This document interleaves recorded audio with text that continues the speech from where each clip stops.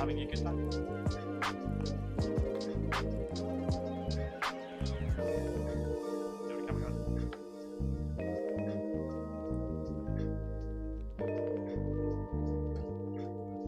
Ja, det var fort.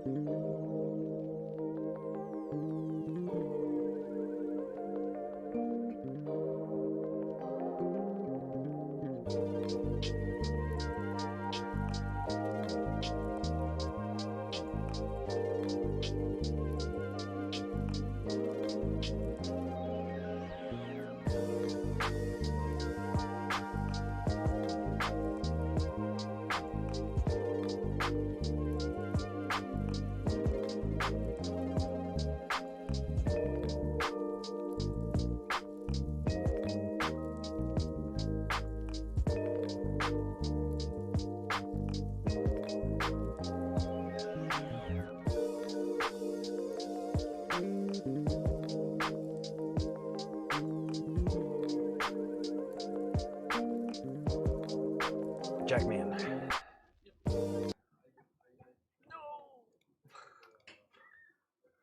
What? Oh, technical difficulties. Stand by, everybody.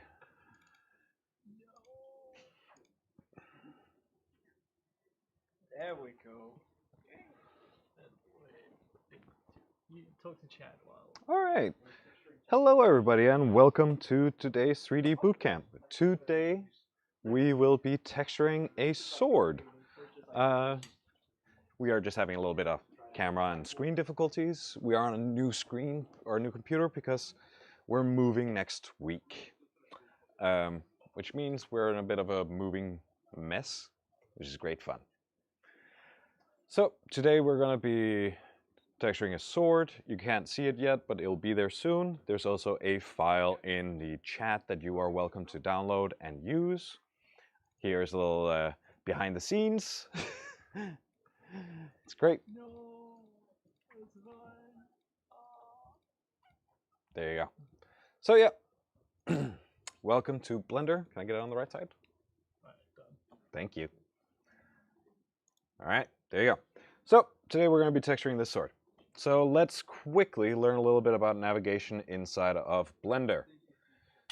So to orbit around an object or the center of your screen, you hold down middle mouse button. To pan around, it's Shift plus middle mouse button. Hold both of them down, you can pan. And to zoom in and out, it's Control and middle mouse button. You can also use the scroll wheel. Let's see. But it depends on what your personal preferences are. So today we are going to texture this sword. So to do this, we need to select it. So left click and drag a selection box over it. Make sure it's outlined in orange. And then we are going to go up into the top of our screen where we can see we have a lot of different tabs. One of these tabs is called Texture Paint. That's the one we're going to get into. Boop. And now you'll be met with a checkerboard.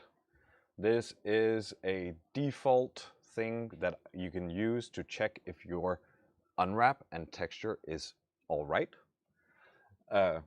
This should be working fairly well. So, but we don't want to paint on this. We want a blank canvas that we can paint whatever we want on. So, out here on our left-hand side, we are going to first click the little cross here. Just remove that. And we're going to create a new one. There we go. We're going to get this little prompt for new image. And we're going to name this sword text. And this is short for texture. One of the quick little things is we tend to work with textures and shaders. Textures are 2D images applied to 3D models. Shaders tend to be procedurally generated as you go along. Textures are less heavy. Shaders tend to be heavier, and you would like to keep them or the use of them a bit down if you're using or if you're making things for computer games. So the next thing I'm going to do is I'm just going to up the texture size. So here you can see it says 1024. That's a 1K map. If you are familiar with texture sizes, if you've heard it in game commercials, they'll say, oh, now with 4K resolution. That refers to 4,000 pixels big, stuff like that. So I'm just going to go into the width. I'm going to press ×2. This will times the texture size with 2. For some reason it didn't. times 2. There you go. And I'm going to do the same thing for the height so that we get a perfectly square picture. And I'll hit OK. This will blow up the picture, so now we have the same zoom radius as we were at before, but the picture is now giant. And as we can see, our sword is not black, which is really annoying. That is because out here on our right-hand side, we have our shader editor, our material editor. It's this little ball here. And we need to tell it what picture to use. Well, we want to use sort text. So next to where it says untitled, there's a little drop-down menu. And we just want to go in there and find the appropriate texture we just created. There you go. Our sword will then turn black. Everybody with? Great.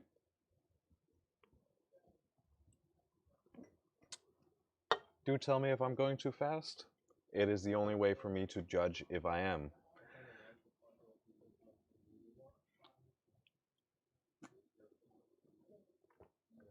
All right. Yeah. So, yeah. And for all of you at home, our lovely Christian, our second semester student, is moderating the chat for you and would love to hear where you are from. So, yeah. I also have to excuse, I'm coughing a little bit. I have horrible hay fever. I am taking all the medication I can, like Tic Tacs, but it's just not helping a lot. So every now and again I need to take coughing breaks. I'm sorry.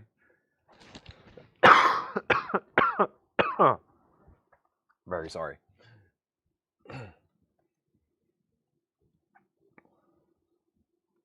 So, now we have our image applied to our sword. So now we can start painting. So out back here on our left-hand side, we can now see that this is currently set to view. We would like, oh, there you go. We would like to set it to paint up here in the left-hand corner so that we can start painting on our object. There you go. And now this should be set to white by default. There you go. You can see I can paint on my sword, and this will then actually paint directly on my 3D object. Now, I've employed a few different strategies to what is known as the unwrap. That is taking a 3D model and folding it out onto a UV grid, which is this we see out here on our left-hand side, that are employed in computer game graphics. One of those things is you layer your objects on top of each other, or your UVs on top of each other. So you can see this is symmetrical from this side to this side. So if I go in here and I make a little smiley, it will be applied to both sides of the sword. You do this to optimize texture space. So even though this is 2K, if we were actually making something for World of Warcraft, we would likely keep the texture size a lot smaller. Even with the new graphical update, I think it got in... Do you play World of Warcraft? Mm-hmm. When did it get the graphical update? I'm not sure. Cataclysm? Maybe Cataclysm. When it got the new graphical update, I know that for a fact that most weapons still use a 512 pixel sized map. So this is so much bigger than that. So you want to utilize this space as well as possible, and layering things on top of each other is one of those techniques. So great. Just gonna press Ctrl-Z to undo, and then let's get started. So feel free not to use the same colors as I do. Please freestyle a little bit. It's great fun. I'm gonna start by choosing a slight bluish color, and then I'm gonna take the slider here. The way I get this menu up, by the way, is just clicking up here and getting it. I am well aware that you can right-click to get it, but I'm using a tablet. I only have one button. So I'm gonna make it darker so I get this nice dark blue grayish color that I want to use as my base color. And I'm going to use it for the blade and for this metal part here. This is the little pommel down here. But as you can see, it's going to take me a while if I start trying to fill it in like this. So I'm going to use a lot bigger brush. So if we hold down F on our keyboard, we can scale our paintbrush so that it becomes bigger. Da, da, da, da, da, da, da. And there we go. We can now see our blade has received color. Now we have a few different materials on this, so we can go ahead and start blocking in all of them. So this is going to be the base for our metal, and then we're going to have a base for some fabric and a base for some bone. Well, I'm going to have that. You guys can really do whatever you like. But before I switch away from this color, so this is the base color for my metal, and I want to be able to get back to this quickly. So I'm going to open up, as you can see up here next to the spyglass or magnifying glass, there's a little menu. You can also press N to open it. This will give you your tool options and stuff like that. It's a little bit distracting sometimes. Oh, sorry. Mito, can I get you to close that door?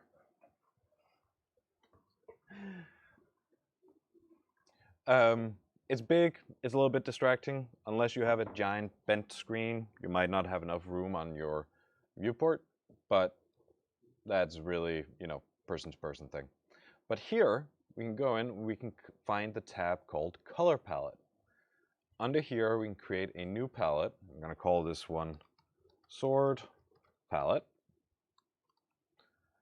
And we can store colors. So if we want to quickly come back to different types of colors, we can come back to them here instead of having to try and color pick them out of unending layers of paint. So, sword palette, and I'm just going to hit the plus sign. This, you can see, will give me my gray color. There you go. And this is Blender's inbuilt native texture painter, so it is kind of limited, but it's very unified that we all can sit in the same thing, even people at home and stuff like that. So this is really the way you want to store your colors. It's also where you're going to store your eraser, which will be your base colors and stuff like that. So, yep. All right, so I'm going to go on to my next color, which is going to be a slight off-white, but I want a darkish off-white, and this is going to be bone colors. And then I'm going to start blocking that in. I don't need to be particularly precise with this. I don't want it to go over the metal, but I do want to hit all of these bony parts. And I've tried to make it as easy as possible by having them all down in the left-hand corner, so that they would be easy to just quickly block out like that. You can see we have now gotten that bony color on our, bone parts.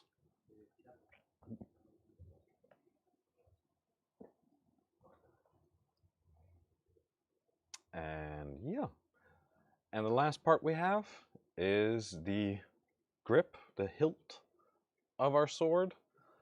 And I'm going to make mine a deep and rich red, because that contrasts really nicely with the bone, beige color. And we'll add some warmth to contrast with the coolness of the blade. And as you can see, that is a very, very simple blocked out texture. So now we're going to start getting into detailing.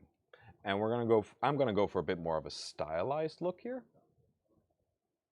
So I'm going to start adding highlights and shades and stuff like that, instead of having them done procedurally. I'm going to do it manually, which adds a lovely amount of detail and handcraftedness to our scene.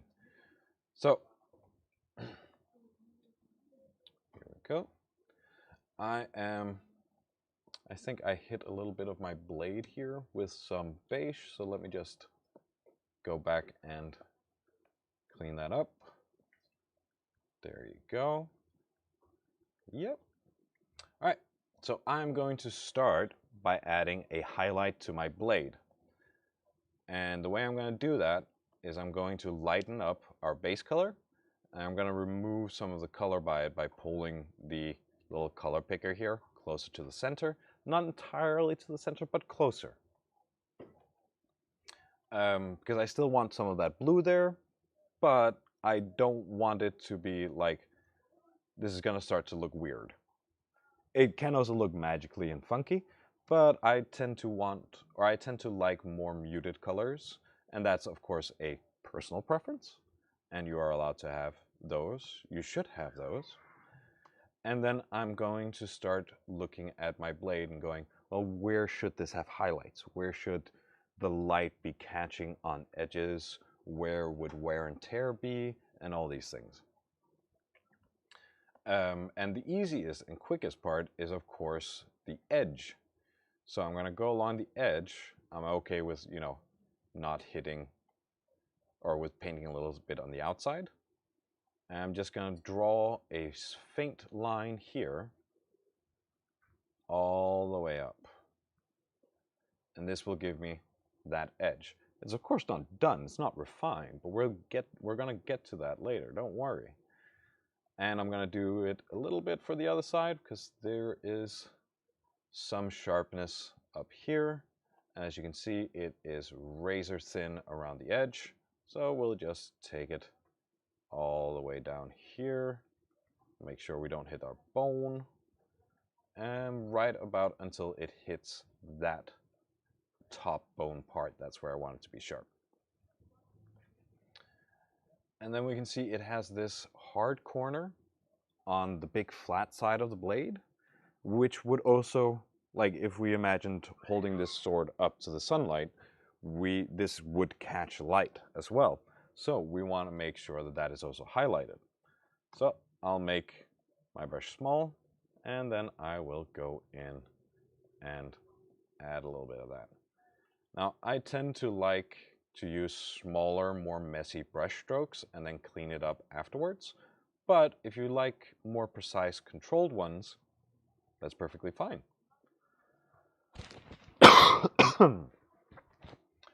And that is, yeah, just personal preference. And do note that personal preference isn't, there's not one way to do a lot of these things. There's the industry standard way, and as long as you get the same job and same quality out, I don't think anybody is ever going to really tell you off or tell you you're doing it wrong. There are a few principles we do need to follow, not specifically with texturing, but in 3D in general.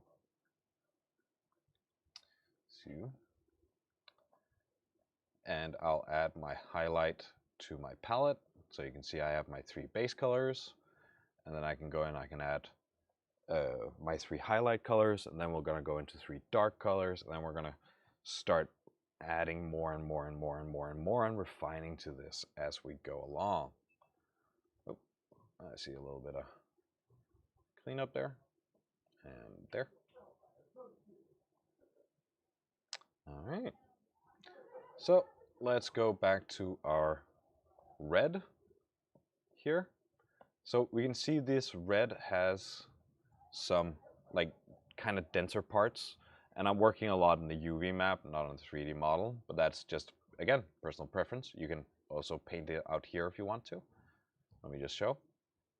You can paint on the model if that's easier for you to do.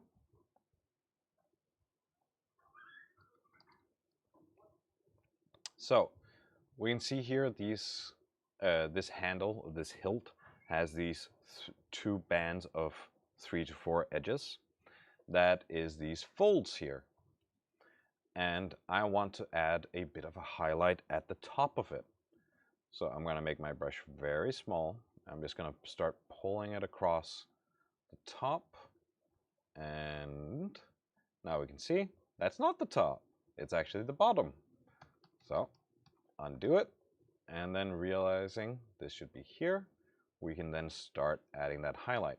Because this is where the fabric of the hilt would fold, so there would be naturally there would be more wear and tear here. And that's really one of those things where you have to think about texturing is you can add wear and tear and you can add damage and grunge to anything all over, but to really sell that more realistic, more used feel of it, it helps a lot to think about, well, how does this material actually behave? Where would it start to get more wear and tear? Where would it, not receive as much? And then start to build that into your, or not build that, but work with that into your process. And that's really going to up your texturing game. So just gonna color that in. Let's see the top. A bit extreme, but that's fine. Just gonna make sure that the bottom also has a nice solid layer around there. And I am using this extreme highlight as a wear and tear function. Or not function, but like this will be reading as wear and tear. So I'm actually just going to do like this and note that is there. So I'm going to think about how you hold a sword. You'd hold it like that. And you're pushing down like that. So where on a sword, I'm not a fencer or any sort of sword fighter, but my guess is you would apply a lot of pressure to the back and to the front here. As you can see, I'm painting on the model just so I can locate where they are here. I'm just going to make those 3 splotches on both the front and the back. And this is so I know where this will be. And this is the wear and tear from your hands gripping the sword and applying pressure to the back and holding onto it as hard as you can with your fingers in the front. All right. And I'll then add that to my palette. So now we have base colors and 2 highlights. Now we're going to get to the bony parts. Whoop. Sorry for messing about a little bit much with the hotkeys. I've been sitting in Maya all day and my hands don't like it. All right, so go back to my bone, and this one I am literally just gonna lighten up. Bone tends to be fairly samey in color, so I will just use the same color but lighter, so I have a different hue of the same color. And you can see here, these 3 are all layered together.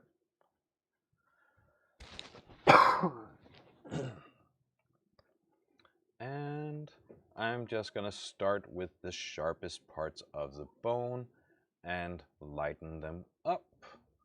You can see here, spikes are getting lighter, spikes are getting lighter.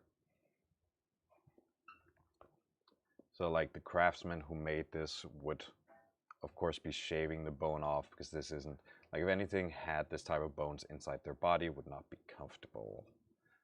I don't think it would be at the very least. And then do like this, and do the same thing for over here. What's going on there?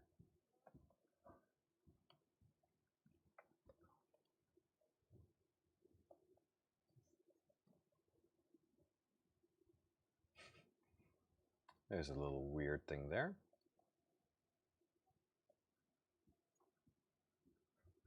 All right. You all right, or what's going on? All right, great. All right. Oh, and I want to do it here as the last thing as well. For those of you who don't know where that is, it's down here. It's this thing.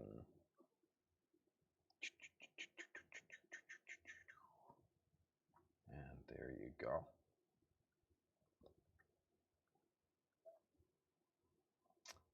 add that to there, and then we pretty much got our highlights. Now what is going on here? Oh, I know what's going on here. I actually don't know what's going on here.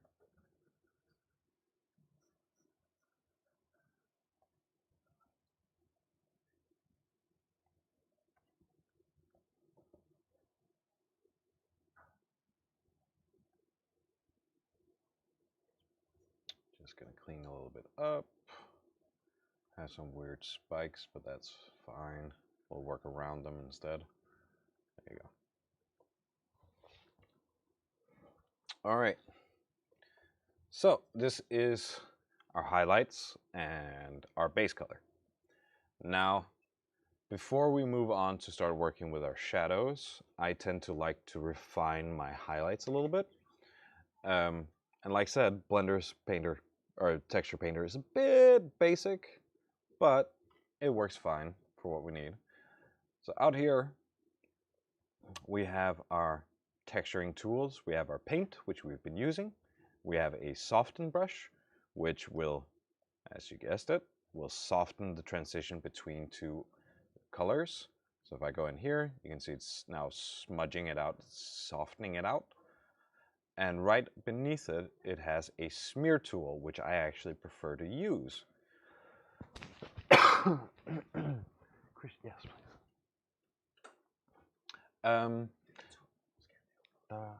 Sorry. Skal jeg have sådan et brev med sådan et grønt brev, det kunne godt være. Ja, bare kogende vand oveni. Thank you. All right. So the reason why I like to use the smear tool instead is it gives me the opportunity to shape my highlights a little bit. And that is a wonderful option to have. Oop, come on, there we go. Because it not only, so of course it shapes, but it also pushes colors around so you get a bit more variation. Now I'm getting a gradient between my base color and my highlight here that would be annoying to get otherwise. Of course, we also get some of it with our soften brush, but overall, this is, you know, a very nice way of doing it. It also allows a little bit for those artistic mistakes that tend to work out really, really well for people. It's not all the time, but sometimes, and can be really nice to just stumble upon something that works implicitly for this.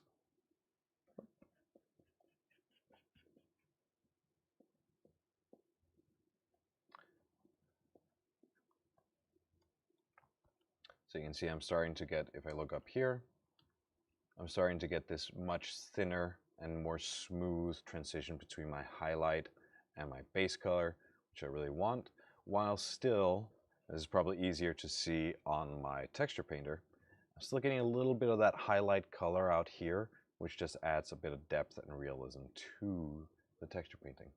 Hi. Yes.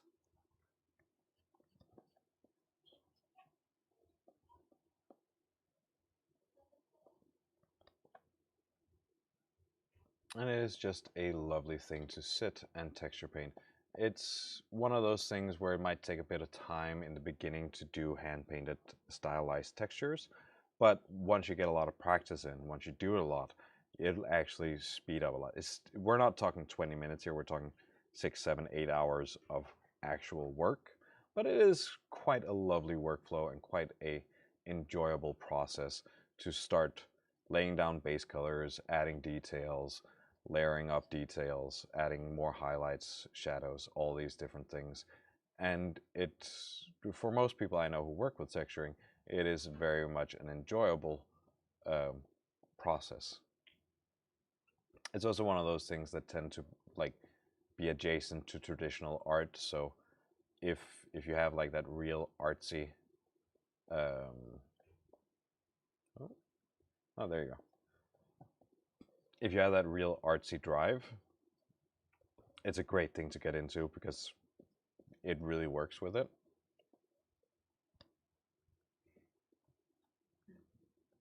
And some people do it by painting directly on the model. Some people do it by painting like this. And you can do this in Photoshop or Krita or GIMP or whatever other painting software you like to use. They all work. So, and I can show you how to do that at the end of this. I'll show you how to take this into a different software and edit it if you want to. Because that would be closer, because as you can see here, we're kind of limited on tools. We don't have an eraser. Like quite literally don't have an eraser, we don't have layers. And those things would just be lovely to have and be able to jump between for this. Thank you. So, but not everybody's using the same painting tool, and I don't want people at home to think they have to buy Photoshop. I don't want you guys to think you have to buy an expensive software just to texture. You don't. A lot of things can just be done with freeware, and freeware are getting better and better because people are really tired of the paid softwares. No, paid. You can. We had a student last year who, as a funny gag, printed out their UV unwrap and hand painted it in real life and then scanned it in and used it as texture. Because you can do that. And it is a really fun thing to do, to try and do painting textures by hand. You can also do what's called photo bashing, where you take photographs of things and then you smash them together and cut them up so that they fit in with your object.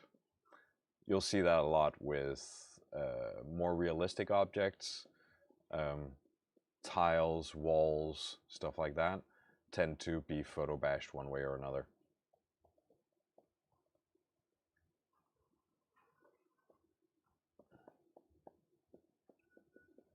And is that fine?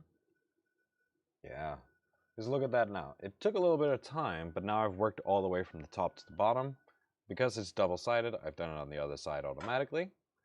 And that just gives it, it's a bit tighter, it's a bit sharper, it really gives that hard edge thing or feel to it. So now it just means I have to do the same thing for the edge of the blade. I tend to be a little bit rougher with this than with these sharp highlights here. And I'm just pulling back and forth, so I'm adding and then I'm removing to it, and this will give that rough hewn look, as if somebody's sharpening this by using a rock or a river rock, stuff like that. Which also leads a little bit into texturing, because a lot of texturing is also storytelling, which is where we got that wear and tear from earlier. The way an object looks is a lot of the time, like, that's the way people will understand it. And if you're just looking at a 3D model, you're only getting so much information from it. When you're looking at the 3D model that has been textured, you will start to see, well, what's the story of it? How has it been treated? What its wielder like? And the types of, like, specifically now because we're sitting with a sword, the types of weapon people use also tells a lot about the character. So even though prop design is, a thing for itself, a character artist will most of the time need to start designing props and will need to think about, well, what does this prop tell about my character when they give them a sword or an axe or a spear. All those different objects have connotations to them, and then the way those weapons are then presented inside of that character and that character's story will then again explain even more. Is it a simple spear? Is it a ornate spear? Is it a spear that has a lot of decoration? Or is it just a simple rock on a stick? All these things carry a lot of meaning and weight to how we tell characters. So when we work on textures, sometimes you'll work on texture that isn't important, and sometimes you'll work on something that is very important and needs to be very, very specific to a specific character.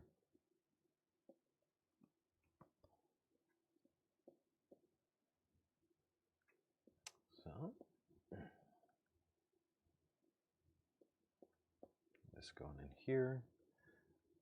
See, this smear brush is giving me these nice variations in the blade here, getting some darker parts before it gets a little bit lighter. Just adds that little bit of depth and love to it that also makes it a little bit more realistic, which sounds weird when you're talking about stylization, but stylization, you still need to explain what materials are, and color will do a lot of that for you, but you also need to think about how that object and like how that material works. Like knowing that metal and or like iron and bronze don't oxidize the same way. One of them rusts, the other one turns green, tarnishes, and that will also mean a lot because it might look cool to have green streaks on this, but if it's oxidization, if it's wear and tear, and it looks like iron, it's going to look a bit like, why is it looking like that? It's a bit dodgy.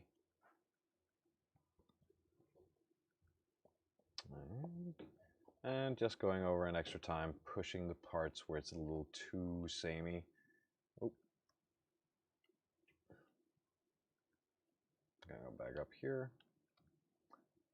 And like I said, I can just push directly on the model. Sometimes that's easier if something's a little too repeated or something becomes too uniform.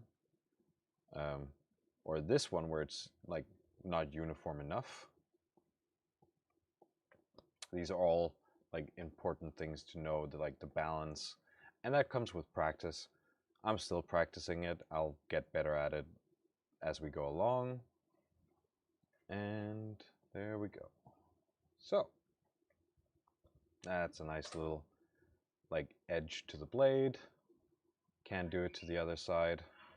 Oh, yeah. I'll just do a quick push in here. Not worry too much about it.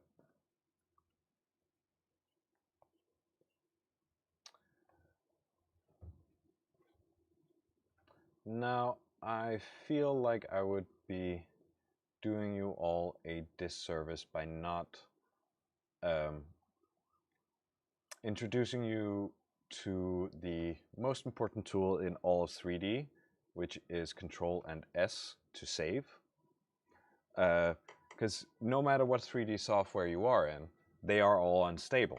None of them are particularly good, and they tend to crash about once or twice a day. It's getting better.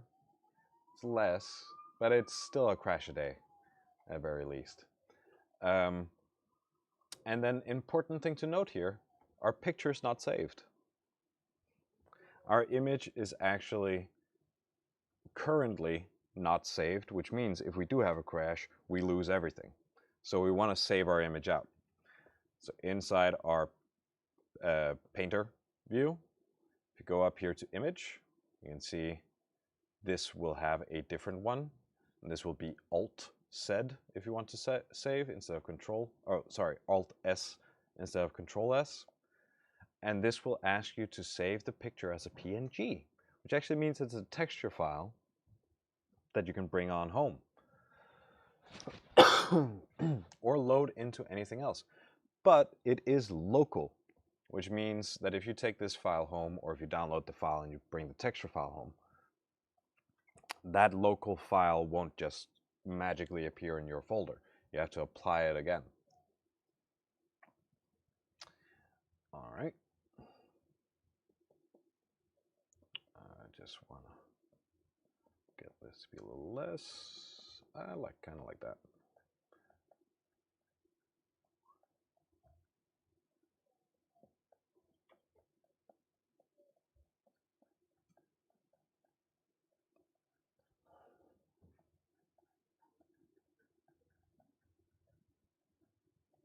All right.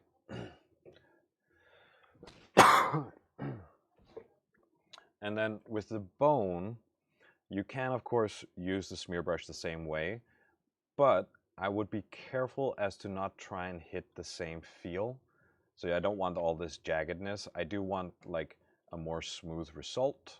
So I would either use the soften brush.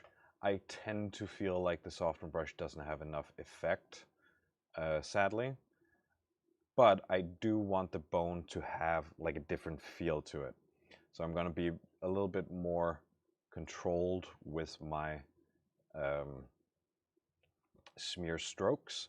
I'm going to try and shape this a lot more than I was with the metal. The metal I was trying to pull out and make jagged. Here I want to be a little bit more, this has to be biological, so there has to be a lot of variation in there. Because biological things have a lot of variation. So do minerals and metals, but we tend to like lean on the shorthand that metals and minerals don't. They are one color.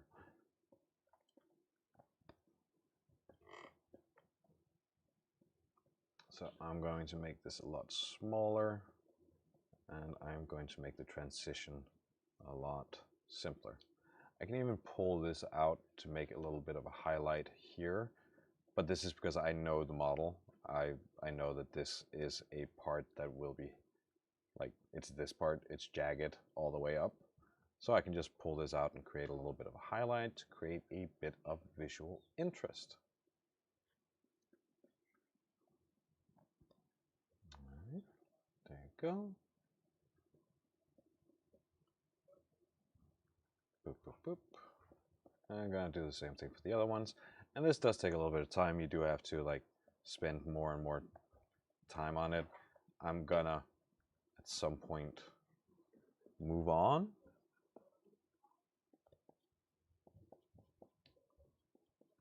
This part's super weird.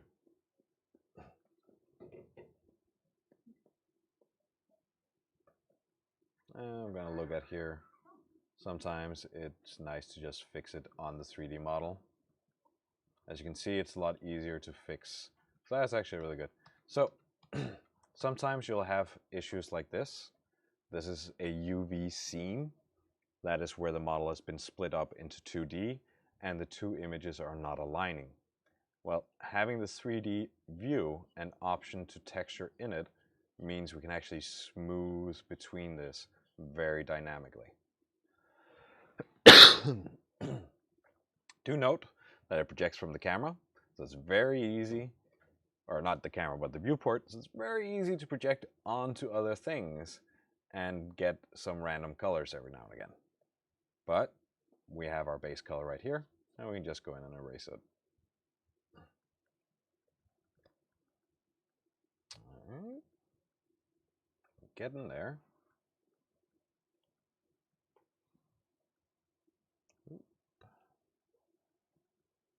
Let's see, what do we have? I think we can actually add a little bit of highlight here.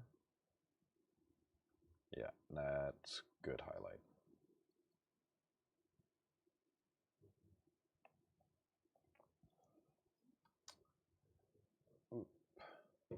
Do explore, do try to just paint around. It's one of the more fun things to do, to just see what you can get.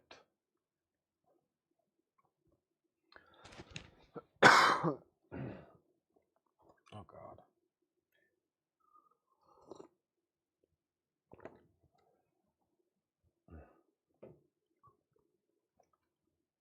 All right. So, with our highlights more, oh no, wait, we are missing the handle. So the handle, because this is fabric, you kind of want to start hinting at that fabric. Yeah, there we go. You can either start hinting at like fabric structure, or you can do like I just did and create a spiral that will create this bit more faded look where the two colors are blended really, really well together. It becomes very subtle, but still reads. Let me just see if I can change this. It is. There. You can see it still kind of reads here. You can still see it. And that is very much the effect we want. We want it to be readable, but it is subtle because it's still, the handle is the same fabric as everything around it, but it's just wear and tear, the colors sort of being worn out at these spots. And you can do it different intensities, so some of them have a lot of color, some of them have a little bit of color to show variation in the surface. Which is very, very nice.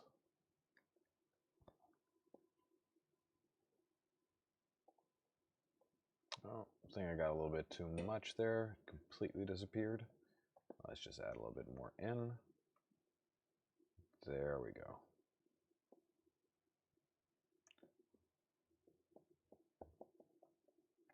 And I am very chaotic with mine.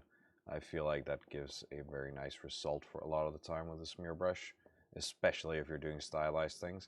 If you're trying for realism, it's a bit better to be less chaotic and to be more controlled. So, no.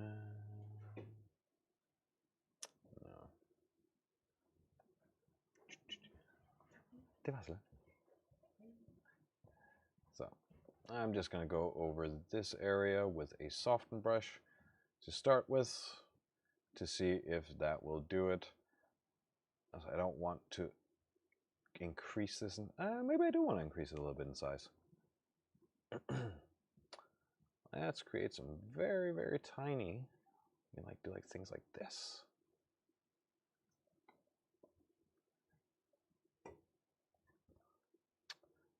I don't want these to be uniform. I want these to happen at random places around the handle.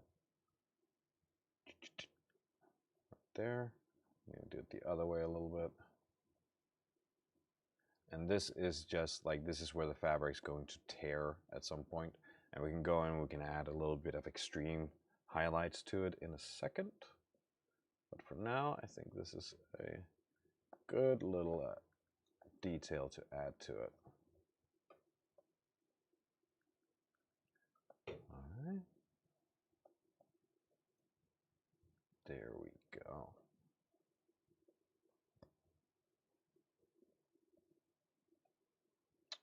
All right. So, just checking I got all my paints. I do. All right. So let's start talking about our shadows. So if I want to go in and I want to start adding shadows, there's two things I want to do with this. One is if I want to create extra details. So if you wanted to create, I don't know, let's do some runes here.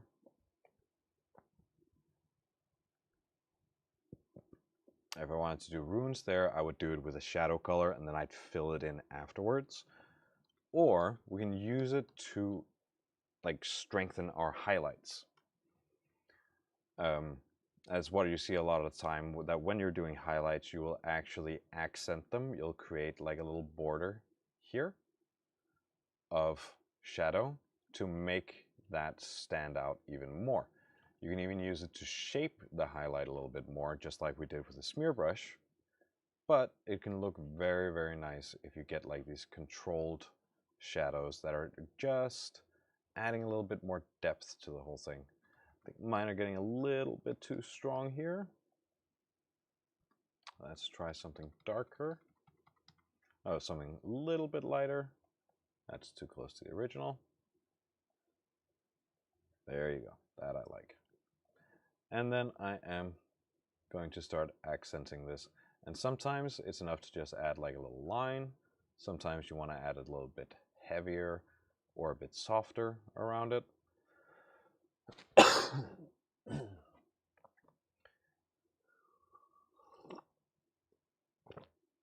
And as a rule, you kind of want to do this not everywhere. This is a bit more of a sparingly thing. You want to use it to great effect some places so that those specific details in those specific places get to stand out a bit more. Oh, interesting.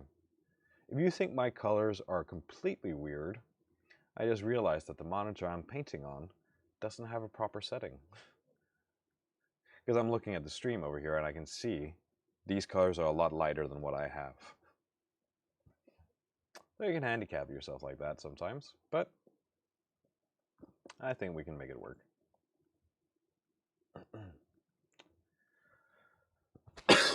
Oh, Jesus. And yeah, I'm also going to do it for parts of the middle. I'm not going to do it across the whole middle, because that would be too much. I do want to do it at specific parts. Well, not specific parts, but I'd like scatter parts, and I want to switch either from side to side or do 2 on one side and then 1 on the other of this groove or stability thing.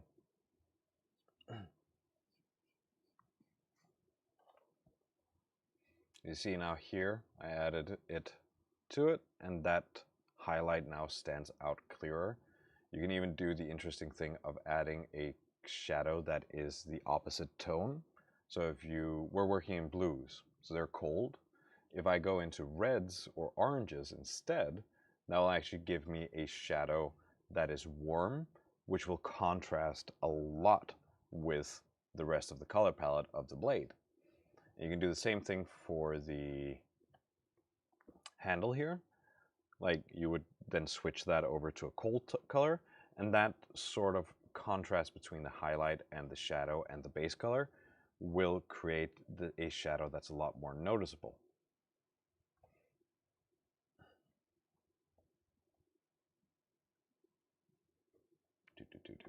Yeah.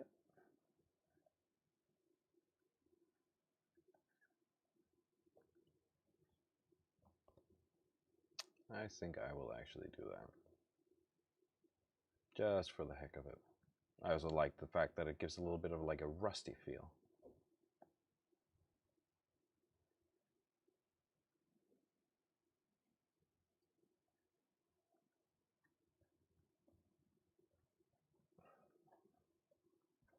So just get to paint along. Can you add like a little bit of a thingamajig up here?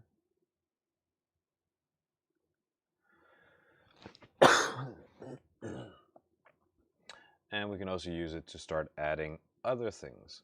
So one of the things I really like to add to swords is, because I like sort of more brutish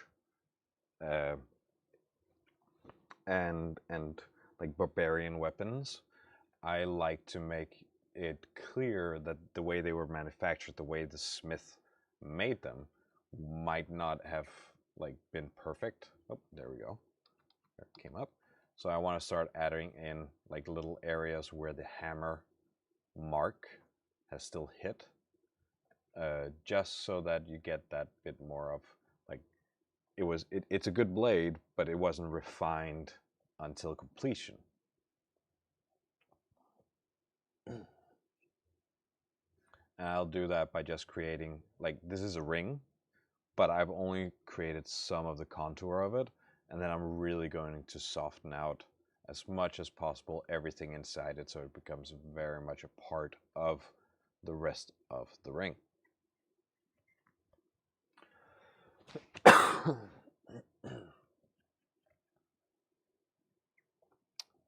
going to start using the other screen now because the colors are better over there. And this might not be noticeable in the big picture, but if you do this enough, it's really going to start, again, adding to that story of the blade, which is what we really, really want to achieve. Because if we do that, we're going to start telling more interesting things. And having a beautiful sword is one thing, but we really do like, as human beings, to have stories behind things. They make things more interesting.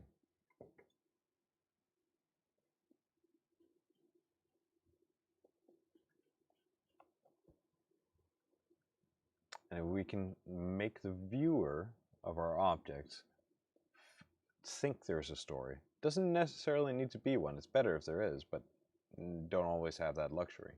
If we can make the viewer believe there is a story, we will have their attention for longer.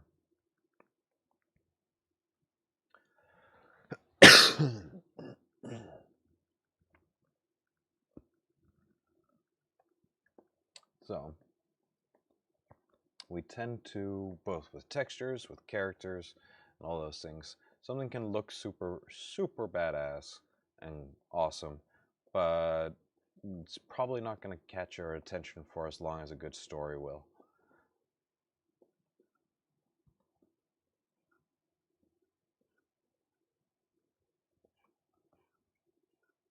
Just using a smear brush to create a little bit of blending between these.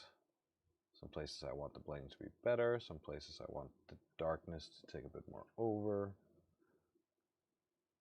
See, like this looks good, this isn't as great. Having a critical eye for your own work, like I know if some of you are traditional painters, you tend to be a little bit too overcritical of yourself. But there's also, like, you can also be undercritical and just go, yeah, this is fine. And of course, we are only here for 2 hours, so we'll at some point have to say, yeah, this is fine. But you should always, when you're doing these things, work until you feel like it actually is great. Don't settle for less when you know you can achieve greatness.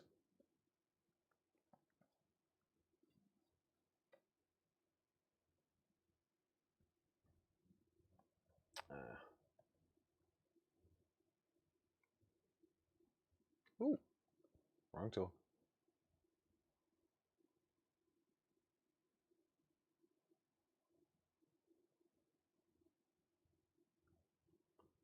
There we go.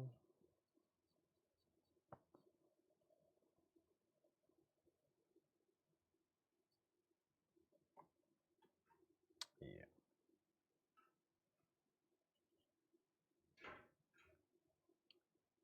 All right. So now we've done, let's see, we've done our shadow color for our blade. To stick with the same routine, we should do the shadow color for our sword. I'm just going to pick a very, very, very dark red. I'm going to paint in beneath our highlight here. I'm actually not going to do a lot more than that because most of this we're painting in right now is hidden here beneath. I think it will probably be down here. And what I really want is just that border, this transition here. I want that to be even more visible than it is currently by hinting at some depth. There you go, you can see this a little bit there. And of course there should be some blending, but really don't want to spend too much time on it.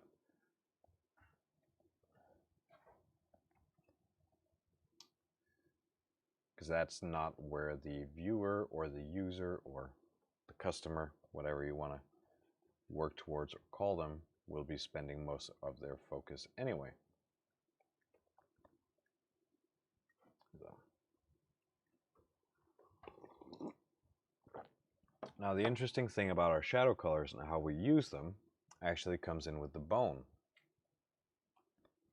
So bone like this actually has a lot of texture to it that we are sort of missing when we're working this stylized, and we would like to see if we can start getting back in. Now one of the easiest ways of doing this, going in and doing a little bit of stippling around. Let me see if I can find this area. It should be there. Like creating these pores that you will very much get on aged bone, on bone that has been wet and then dried again, bone that has been heated up because of cooking or because people have been working with them, will very much be like having all these pores showing because the structure of the bone and the coating of them, it has a specific name, will be have been eroded away. So we can go in and we can start hinting at these pores. So instead of using our shadow colors to accentuate shadows, we're actually using them to add texture, to add surface details. And sometimes you might think, oh, this is a little bit too dark. I can always lighten this up and I can add it a different way. Go a little bit lighter on that. I need to work it down here as well. There you go. I think that one works fine. So like that. I'm actually working with something that's a bit lighter than I thought it would be, but that's why we test things. Do remember, your first choice doesn't have to be the final choice. You can always test things out. It's the glory of working with digital media. We have the opportunity to try and do things and then try again. Undo or save a extra version of the file and try out new things without losing what we were doing.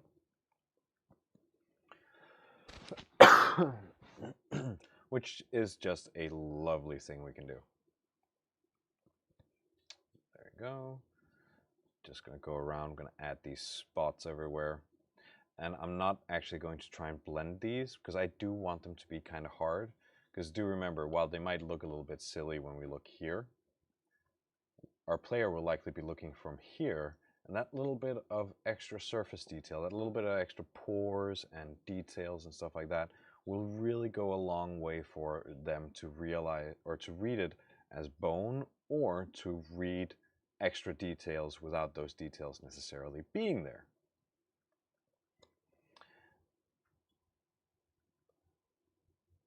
So they are quite lovely to have. And again, because we're layering things, we actually get a lot of our details handed to us. Oh, there's no highlights on top of here. That's not great.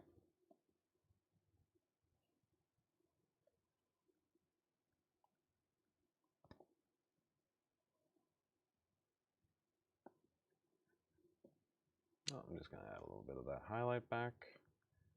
I'm guessing there's probably no highlight on here either. That's okay.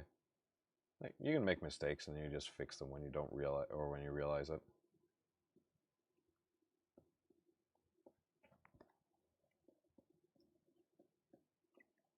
We all do. Even seasoned professionals will make a mistake every now and again. That is easy to, like, they should have spotted it because they're seasoned professionals, but they didn't. So, but then it comes in being a good sport and just going, oh yeah, cool, thank you for noticing, and then fixing it afterwards. All right.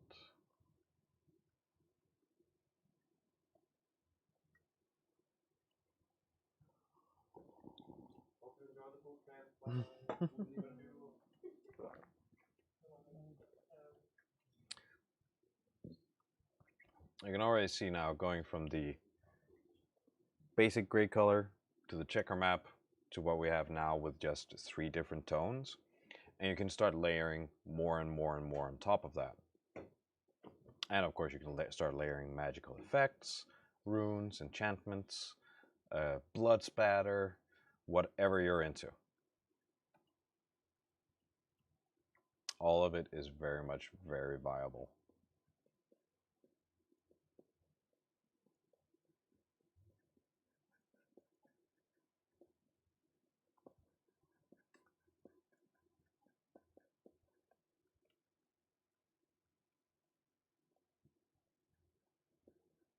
So, yeah.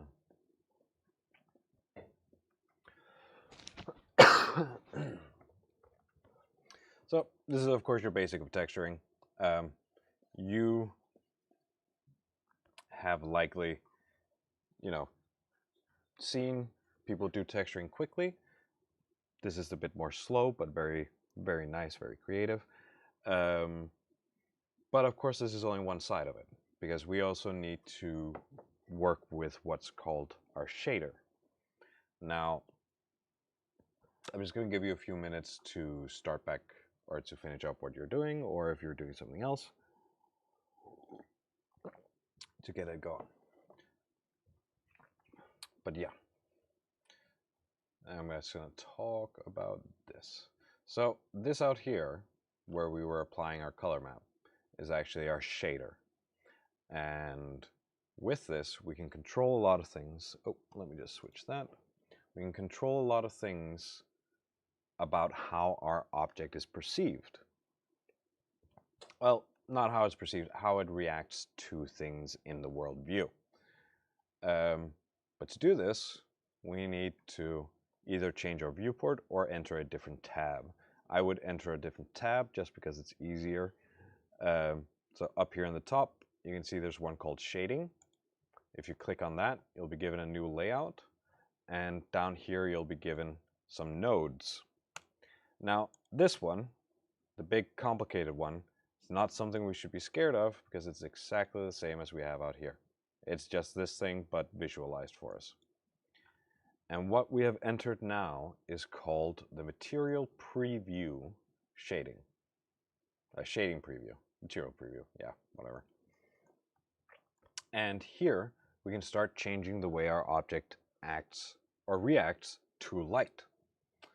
So we have our base color. This is, of course, our color, what we've been painting, stuff like that. We also have something called metallic. There's a bunch of things here, but we're not going to touch upon the more complicated ones because they take a lot of time to get to work. Trust me. So we're just going to touch upon the ones that are used most. And that is metallic, specular, roughness, and then normal. So our metallic, this tells our render engine, this in this case being Eevee, how metallic an object should be. Now, metallic and reflection is not necessarily the same thing because metals actually react a very unique way when we're talking about light and the way light reacts to the world. If you have something that is reflective, I have nothing that is reflective here that is not metal, which is great. What that will reflect is the light and whatever is around it. If you have something that's metallic, it will do exactly that, but it's going to tint whatever is coming off. So if you have copper, and you have a reflection on that copper, it will then be copper tinted. It also means if you have light bouncing off the copper, that light will then be tinted that color. If you have something that's just reflective, that would be still water, stuff like that, it is a one-to-one reflection. It doesn't actually tint the light reflecting off of it. Which is why we have two different sliders for metallic and for what's called specular. That is your reflections and stuff like that. So if you turn this one to 1, it'll flash quickly. And right now you don't see a lot, but that's also because we have something else working with it. But 1 is chrome. That is 100% reflections, nothing but reflections, and nothing else than that. When working with stylized materials like this, you very rarely use metallic, but if you're working with things that are supposed to be more photorealistic, you use metallic a lot, and you also use specular a lot. These tend not to be used with stylized objects because you want to paint in the shadow and the reflections to light and stuff like that, instead of having the computer give it to you. So now we can see it's a lot flatter in the colors. There's not as much, detail to it. And the last one we have here is roughness. You can think of roughness and specular to be the same slider, but opposite. So if something is 100% specular and 0% rough, then that object is 100% specular. If it's 100% specular but 50% rough, it's 50-50. They're the same slider, but they work opposite each other. What roughness does is it simulates micro variations in a surface that would normally trap light and stop them from being reflected out into the world. So that is, So if we wanted to do this physically based rendered, our blade we would want to be specular, but our bones and our handle we would likely want to be rough. By default, a good 50-50 is quite nice. Oh, sorry, I did mine.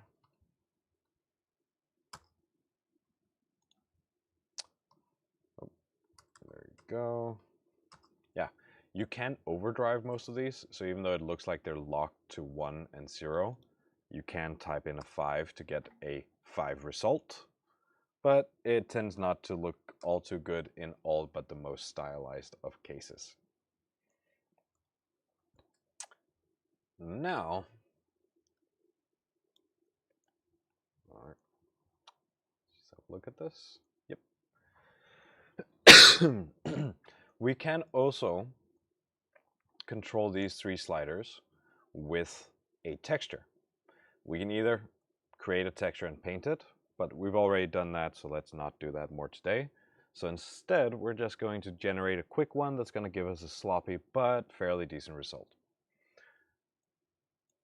And this is where we enter the stage of procedural shading instead of texturing. So what we're going to do is we're going to press down here, make sure we're in the shading window, Shift and A to bring up the Add menu, and then search for a noise. And we don't want the white noise, we do want the noise texture. This will generate a noise image for us. I can try and pop mine into the base color, and you can see what it actually looks like. It's this beautiful, beautiful Technicolor thing. But we don't want it in the base color. We want to use it for our roughness. So we gotta change it. And the reason why we're gonna change it is because roughness, specular, and metallic don't actually read color. They read value. And like I said, they work from 0 to 1 as a base. You can overdrive them, but so on and so forth. So we want to try and translate this noise texture from being RGB, 3 different channels, to being 1 channel, black and white. To do this, we'll just hit Shift and A, and we'll add a color ramp. Here you go. Take the FAC out of the noise texture and put it into the factor of the color ramp, and take the out alpha from that, and you can put that into the roughness. And now this might be a little bit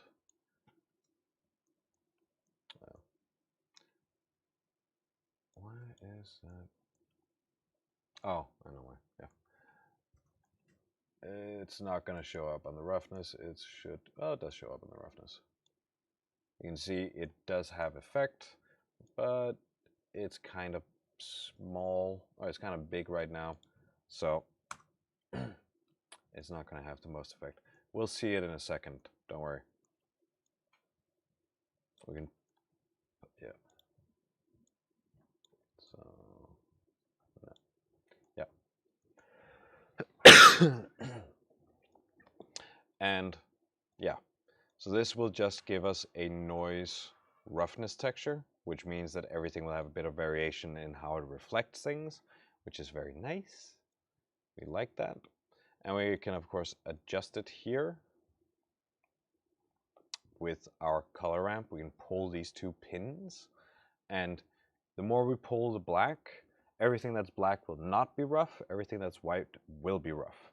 So that will be, you know, the different colors and values on our noise map.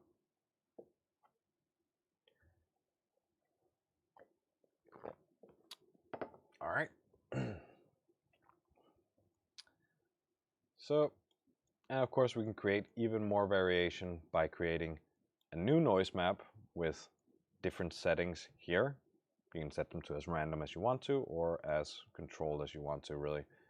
It's up to you. And pop into the specular, then you're going to have even more variation in roughness and specular within each channel, which will look even better. All right. So that's all good and well, but right now we only have a 3D object. And there's a little bit of extra to this, which is rendering. Rendering means you're taking out your object from 3D space into 2D space. You're encoding it into either a picture or a movie file that you can bring with you. Sort of like we did when we were texture painting. And here, Actually, just gonna save mine just in case. Yep. And yeah. So let us render out our sword. We just render out a picture of it. So I'm gonna go back to the layout tab, our default workspace here, and go back over to the other side. And we can see our sword has turned gray again. But we want to see what it looks like with our textures and with our shading on it. So up in the top right-hand corner of our 3D workspace, we have a viewport shading mode rendered. When we click that, it's going to take a little time, and then our object's going to turn up with its colors and all slightly muted. The reason why it's slightly muted is because we don't have lights in our scene and we don't have a camera set up yet.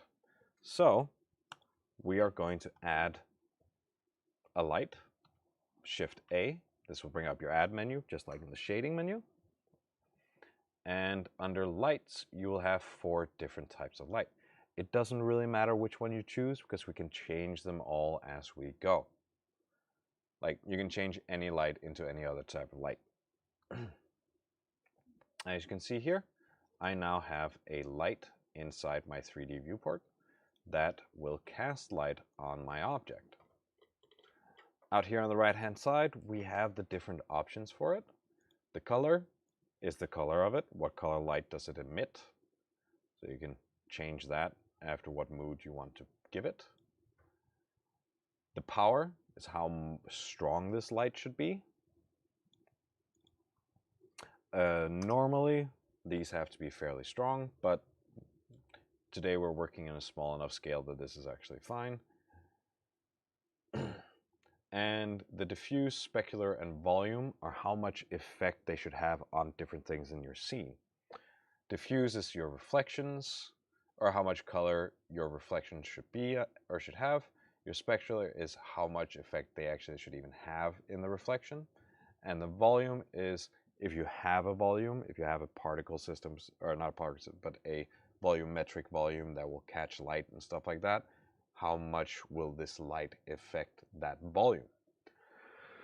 The radius is how big your light source is. So the bigger your light source is, the softer your shadows will be. But it doesn't have more power. It has the same amount of power to it as it does when it's tiny. But it's just being emitted and spread out over a larger distance. So it means that you get a bit of a softer shadow and shading. We do like that. See here. Turn up that power. You can see that's like it's lighting up everything. And when I make this bigger, it's going to start like smooth shading it. The shadows are going to be very, very soft compared to when it is bigger. All right, just going to add the tenon. There you go. Whoop. Just going to place that so it is somewhere in my scene. Boop. All right, so that's a light. There are a lot of different lighting principles, but that is about a 4-hour lecture, and I think you guys will hate me at the end of it, and I'd like to avoid that. So let's move on to the rendering part of it. So by default, we don't have a camera in our viewport, so we need to add one in and then place it where we want to look at our object. So again, Shift A, and then find camera, and it'll create a camera right there. But as you can see, or hopefully it's kind of intuitive, but in case it isn't, the square part is what the camera will be looking at. And well, it's kind of hard to place it like this and get the right framing and stuff like that. So we should try and get in to pilot our camera. And the way we're going to do this is on our numpad, the little, bunch of numbers out on the right-hand side of your keyboard, press the 0, and that will get you into the camera framing. Then open up the little menu up here like we did in color painting, because else we'll just navigate right back out of it. Up here, there should be a tab called View, and you can lock your camera to view here. This will allow you to control your camera as if it was your viewport. Now, it's only the part that is like lighter that will be rendered. This is what we call the letterbox. It sort of shows you what like the standard cinematic size is on a camera. And that is what you want to render, that is what you want to take out and stuff like that. And there you go. Gonna unlock my camera to view. And at this stage in the process, we are actually able to render out an image. So I'm gonna hit F12, and I can render out my sword in all of its glory.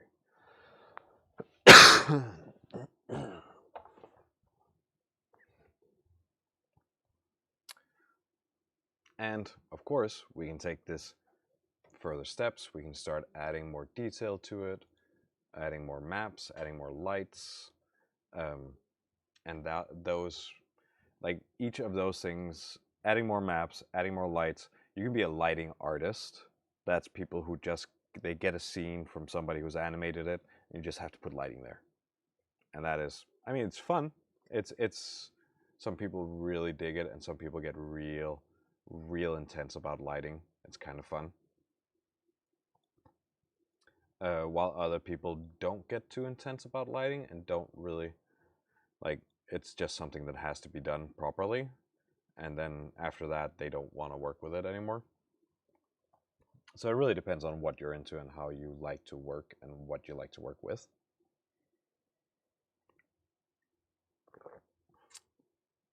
Yeah. All right. I think we have 10 minutes left before we go into Q&A. So, earlier I said we were currently rendering with Eevee. Blender has two render engines.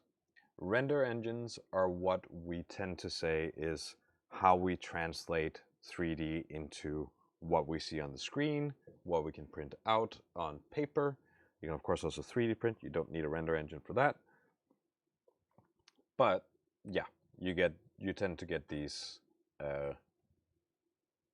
render engines, and that's also your game engines. They're specific render engines, and Eevee is actually made to emulate a game engine. So it's real time, it works quickly. We get the same result in our viewport as we do when we hit F12, but Blender has what's called a non-biased render. So we go up to the back of the camera here. I know it's hard to see. It's really silly that it's the back of a camera and not just, a film camera. And we can see here at the top, it says render engine. Switch that to cycles. And my stream might cut out a little bit here, and so might your screens as well. Now, cycles is a non-biased render. That means it renders everything, even something you can't see. Eevee doesn't. If you can't see it in the screen, that means the backside of the sword in this case, doesn't render it. Cycles does. It also means that the result we get out of it tends to be a lot higher fidelity, gets a lot higher quality, but just takes a lot longer time. And we can force it to actually take longer. So right now we can see here I have a viewport. These things should be open for you by default.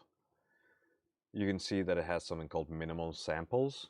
If I turn that one up to 100, it will take longer time to render and to get the final quality. And if I do that even more, now there's a limit to how high quality this will get, but it's going to go over it. It's going to improve the quality. It's going to remove noise. It's going to remove fireflies and things like that.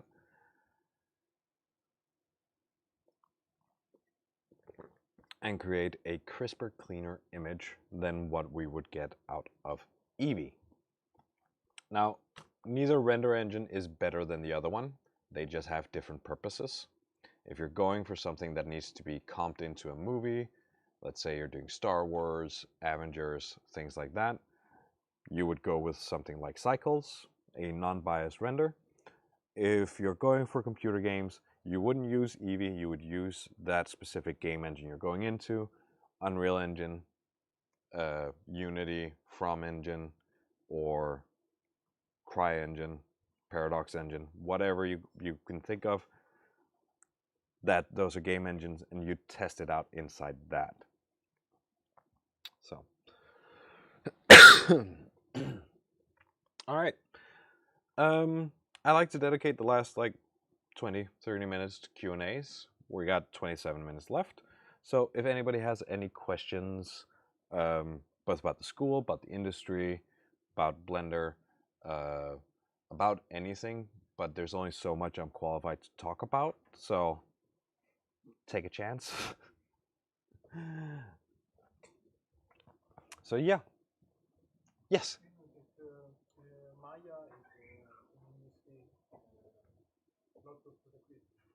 Yeah, so Maya is... we don't. We actually do teach in Maya. We do teach in Maya here. So Maya is the industry standard. Last time I heard, which is I think it's a statistic from 2020, 82% of the industry is still using Maya to this day. We do teach in Maya because we aim for our students to come out and know the software everybody's using. But with that said, we teach principles because we don't want our students to come out and be Maya artists. We want them to come out and be 3D artists. If you know 3D, any software will be good enough because it's a medium. It's just about learning the hotkeys and the dialect of specific softwares. So yeah, our regular day is taught in Maya. Autodesk did some funky stuff, so you can't really get student licenses without actually having proof of being a student. So that's why we moved Bootcamp onto Blender, because everybody has access to Blender. It's also becoming more and more prevalent in the industry. Indie studios are using it. Bigger studios are even using it for early parts of their pipeline. So it is getting there. They're just missing a few things to be completely like in there with the industry yet. So we do have students that use Blender. We have students that use Blender instead of Maya, like during the school hours and stuff. But our teachers are like teaching in Maya, so the teachers wouldn't be able to help as well if the students sitting in Blender. That's why it's generally recommended that all the students sit and learn Maya together with the class. You are taught in Maya, but the principles apply to every software. You just have to figure out, well, if we're sitting in Blender and I need to flip the normals. Let's do that, flip the normals. Well, in Maya, I would have to go in under face and I'd have to figure out where is the normal thing here. But in Blender,